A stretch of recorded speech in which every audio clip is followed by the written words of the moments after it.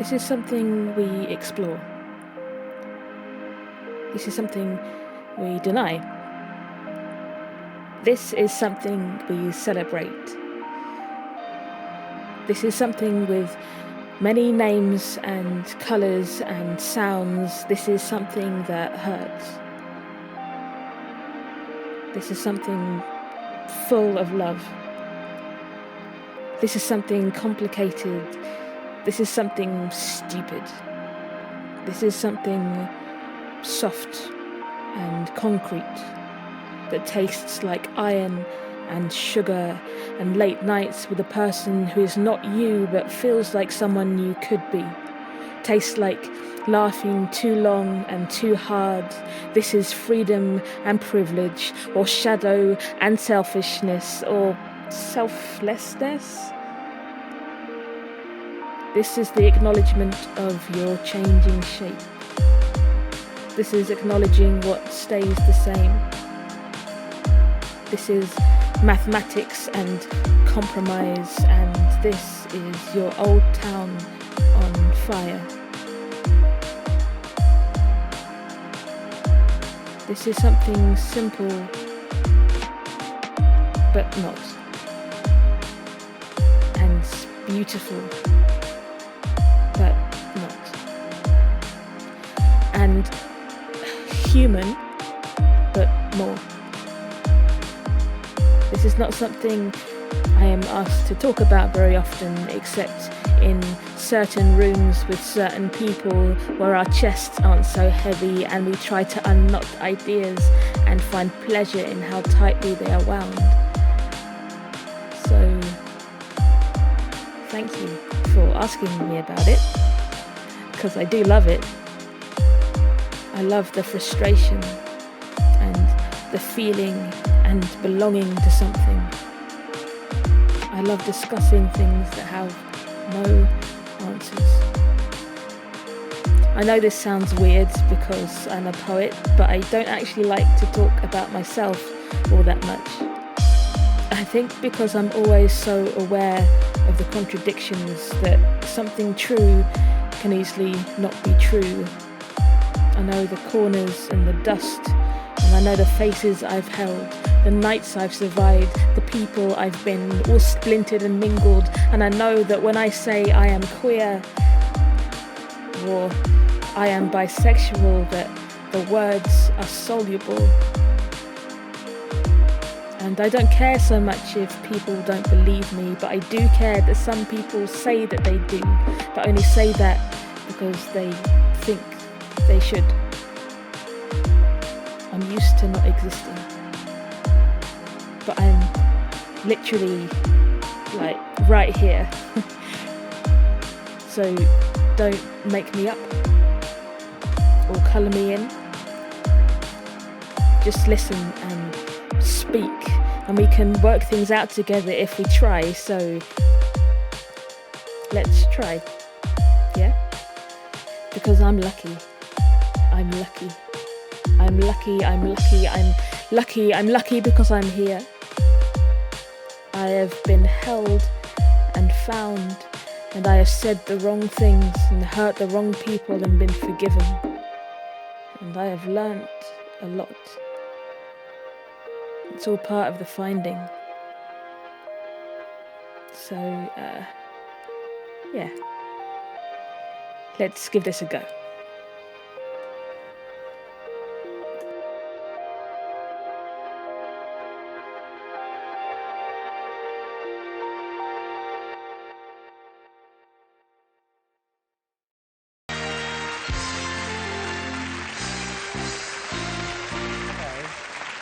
Hello, Julian. Good to see you. How's it hanging? Oh, very well, thank you. Very nice of you to recreate hamster teeth for me here.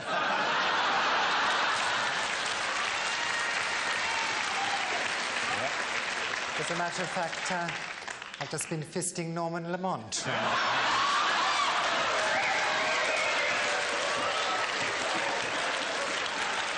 Let me ask you, Julian. Julian. Talk about the red box. Julian. I used to love the gays on TV. like another species. Caustic, catty characters always talking about cocks, cruising, courting controversy, all arched eyebrows and sparkly suits, making Richard and Judy double over in hysterics on their sofa. So cheeky and cool. Almost alien. As if they'd been cut out of a Dr. Seuss picture book and pasted into Home and Gardens magazine. At first, I didn't really know that they were gay, just that they were different, special, kind of superhuman in how they held themselves, and I always pitied those straight people who tried to bounce off their jokes, who, despite their confidence, were never anywhere near as funny. Always men. White men. Catty men. Freaky men. Sexless men. But sexy men. The same few men. I loved those men. But it was always men. It took a while to see gay women. Lesbians. A dirty word, pornographic almost. Lesbians. Short hair, humourless, like something had gone wrong, or fantasies. Short skirts and rain-drenched kisses that made me feel weird. Bisexuality felt like a cop-out, a stepping stone, a punchline, a way to pass the senses, not really real, just euphemism for gay or synonym for greed.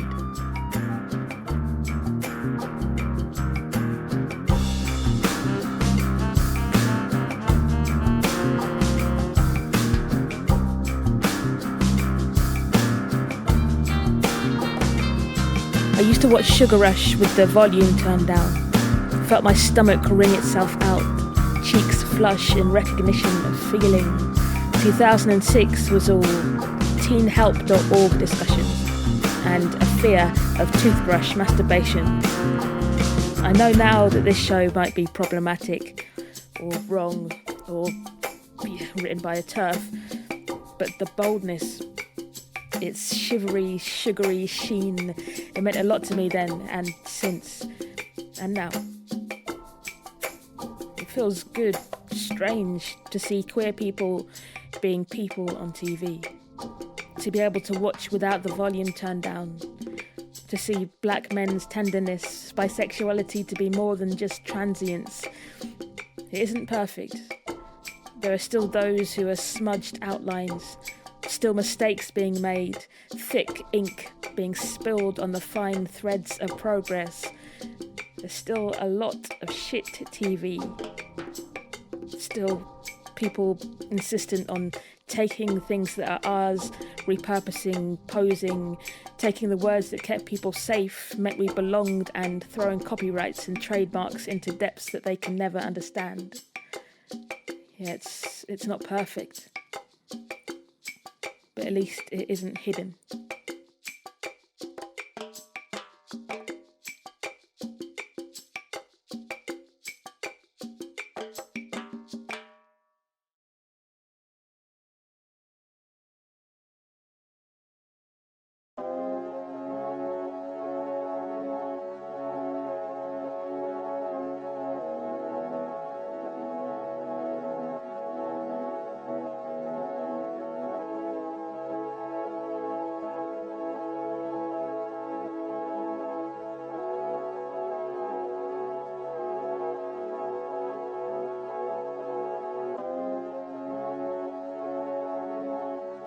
There are so many stories I haven't told.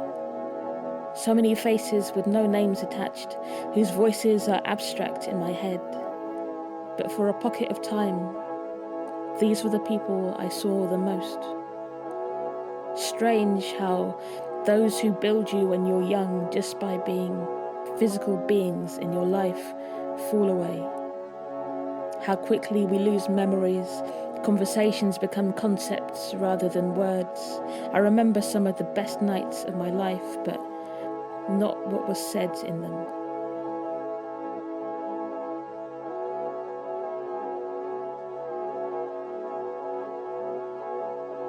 I love how, if we're lucky, we find each other. hodgepodge influence, stories scarcely linked together, held together by something elastic and immutable. Something that loosens the bolts in your shoulders so that immaculately made up boys bought drinks for quiet, makeupless girls and no questions were needed. In Plymouth we'd go to the old gay pubs and make noise, squidge down the beer-soaked carpet with our boots and brogues, danced until the older ones at the bar bought us bright blue pitchers of liquid. They never asked for our time, just watched, rising glasses with a cheers and we could never be quite so loud smile. But I saw the other side too. The freshly divorced dads in their 40s and 50s with fancy cars and kids they couldn't see, whose empty houses felt like artifacts of war. Men who were electric with anger, all sinew and bone, who lived off KFC and ready meals. Nothing on their walls but blue tack stains. Phones constantly buzzing with unsaved numbers of the boys looking to be found.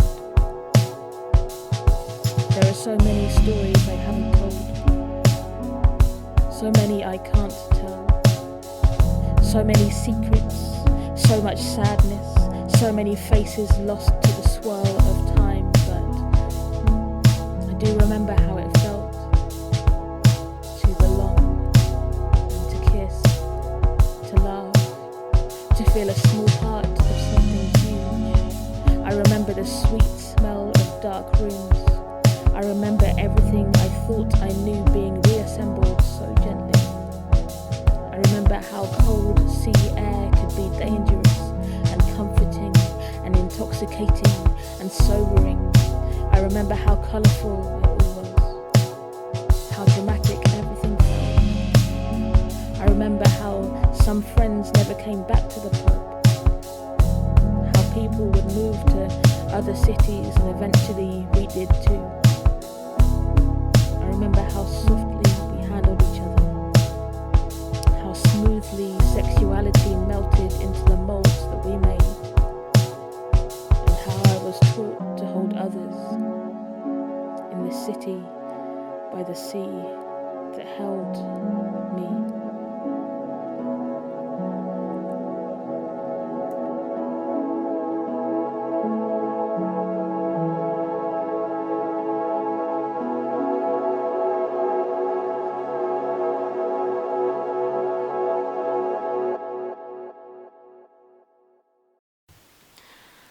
I found that when bi people and pan people want to talk about queerness, they often want to talk about sex.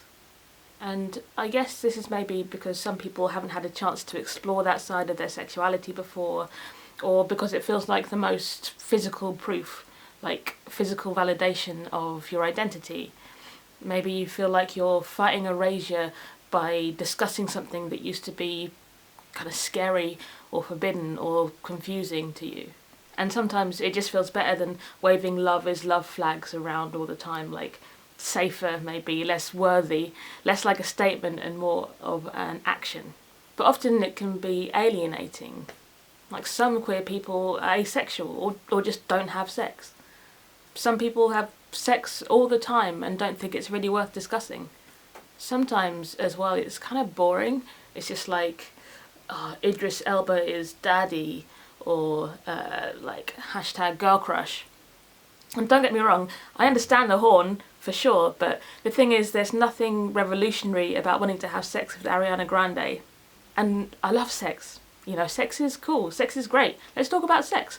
But also I want to talk about what comes before and what comes after, and what you are when you're queer and alone, and what sex is when you're queer and alone.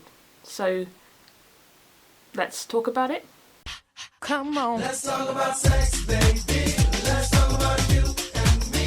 Let's talk about all the good things and the bad things that make me.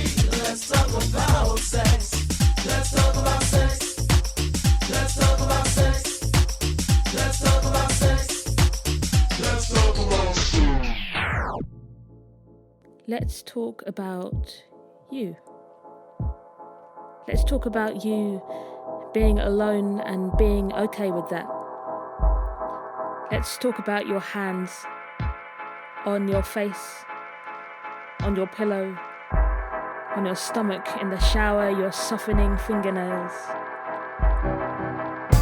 The way your hands know your body even when your mind might not want to. Let's talk about the colour pink and all that can mean. Pink skies walking home in the summer, pink shirts on the men at work, the smell of pink, the feel of pink, pink gloss on her lips, pink. Let's talk about tenderness, like hair at the back of your teeth. Let's talk about innocence. Let's talk about stains on your sheets. Let's talk about bad poetry, bad lighting, pressing snooze afternoon. Let's talk about vibes. Let's talk about singing out of tune. Let's talk about Jarman. Let's think about the first girl you kissed. Let's talk about star signs. Let's talk about Montgomery Clift. Let's talk about anger. Let's talk about how our minds keep changing form. Let's talk about bodies and what it means to be safe and warm. Let's talk about you and who you are when you're alone. Let's talk about you, made of pink and sky and skin and bone. Then let's talk about sex. Maybe we'll know what that means someday. Then I'll confide in you my embarrassing crush on Ariana Grande.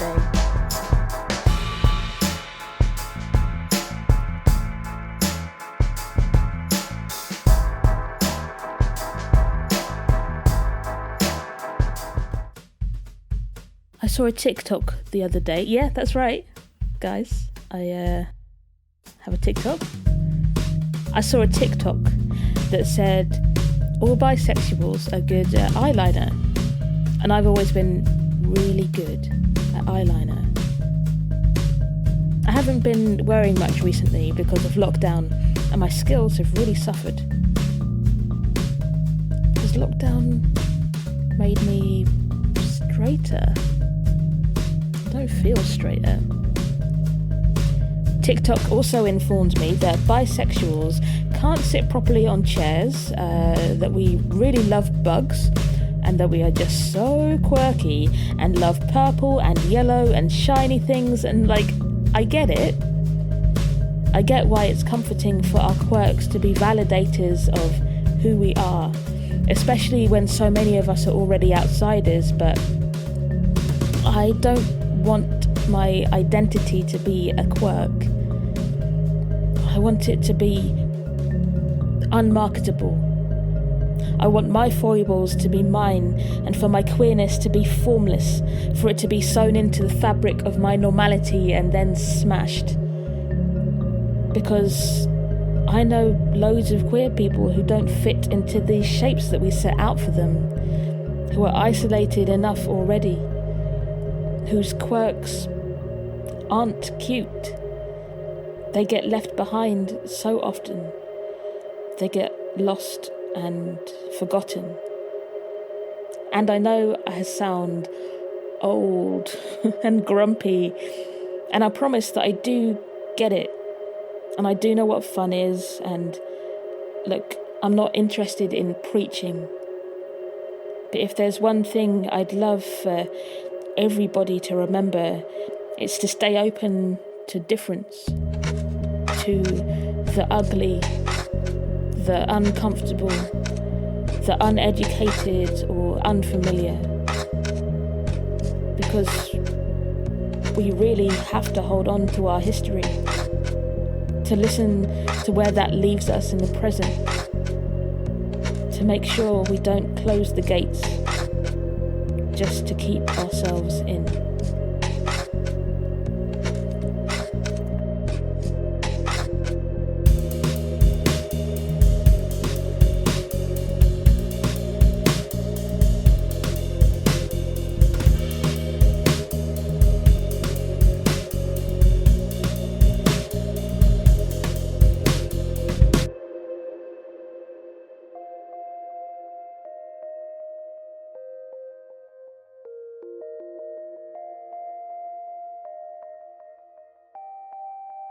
This is something old. This is something unknowable. This is somewhere we exist. This is something we can fold up and put in our pockets. This is something that is ours but cannot belong to anything. This is something people will try to steal. This is something people will claim, box and market, but this is something beyond what can be bought or sold. And we are losing and gaining every day, afraid of change or compromise. Every day someone pulls the ladder up and shuts the gates. But I fell in love with this because of its uninhibited strangeness, the uncensored Wild West freedom, the fear and fire of belonging, and we are lucky. We are lucky because we are here, and we can learn from what's come before, and we can speak to those who've had to hide, those who are still hidden, and maybe we can make something softer, more open, stronger, more kind. Even if not, at least we can say we are lucky to be here. I know I'm lucky. I'm lucky. I'm lucky. I'm lucky, and this little life I've lived keeps growing. And I am so lucky to know that I exist.